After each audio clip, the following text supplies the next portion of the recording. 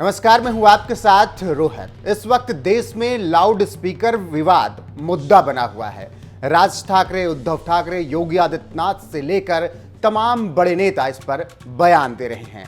Loud speaker को लेकर उत्तर प्रदेश में नियम भी आ गए हैं। मतलब उत्तर प्रदेश सरकार की तरफ से यह कह दिया गया है कि अब केवल उतने ही एरिया में आवाज जानी चाहिए जितने में आपका दायरा हो। मतलब आपके मस्जिद या मंदिर से बाहर आवाज नहीं जानी चाहिए।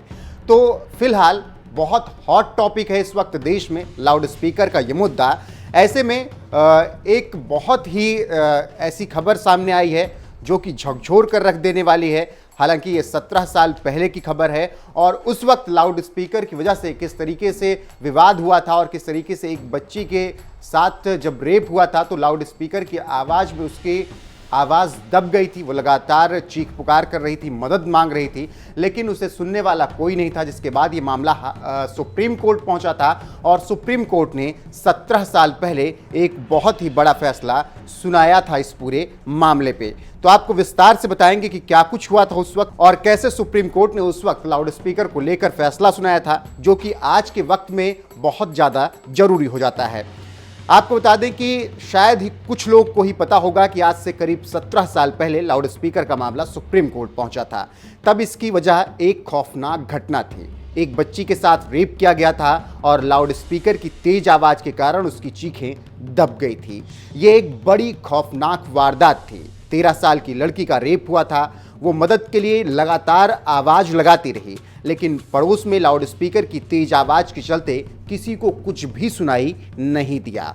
कोई उसकी मदद के लिए नहीं आगे आ पाया।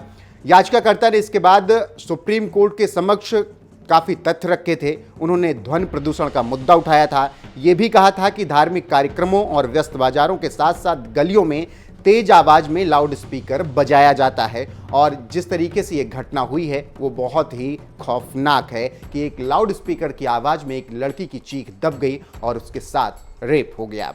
तो इस पर सुप्रीम कोर्ट ने उस वक्त आदेश दिया था कि 10 से 75 डेसिबल से ज़्यादा आवाज़ नहीं होनी चाहिए कहीं पर भी लाउड स्पीकर की। और प्राइवेट साउंड सिस्टम की आवाज़ उस वक्त सुप्रीम कोर्ट ने डिसाइड किया था कि 5 डेसिबल से ज़्यादा नहीं होनी चाहिए। मतलब 17 साल पहले यानी साल 2005 में सुप्रीम कोर्ट ने यह बड़ा फैसला लाउड स्पीकर बजाने पर सुनाया था और यह महत्वपूर्ण आदेश दिया था। ऐसे ने उस वक्त कहा था कि ऊंची आवाज यानी तेज शोरगुल सुनने के लिए मजबूर करना मौलिक अधिकार का हनन होगा। हर शख्स को शांति से रहने का अधिकार है। लाउड स्पीकर या तेज आवाज में अपनी बात कहना अभिव्यक्ति की आज़ादी के अधिकार में आता है, लेकिन यह आज़ादी जीवन के अधिकार से ऊपर नहीं हो सकती। कोर्ट ने साफ कहा था कि किसी को भी इतना शोर करने का अधिकार नहीं है कि पड़ोसियों और दूसरे लोगों को परेशानी हो। कोई भी शख्स लाउड स्पीकर बजाते हुए अनुच्छेद 19(1)(a) के तहत मिले अधिकार का दावा नहीं कर सकता है। सुप्रीम कोर्ट ने साफ साफ आज से 17 साल पहले यह बता दिया था कि कितने डेसिबल पर कोई भी लाउड स्पीकर या साउंड सिस्टम बजाया जा सकता है।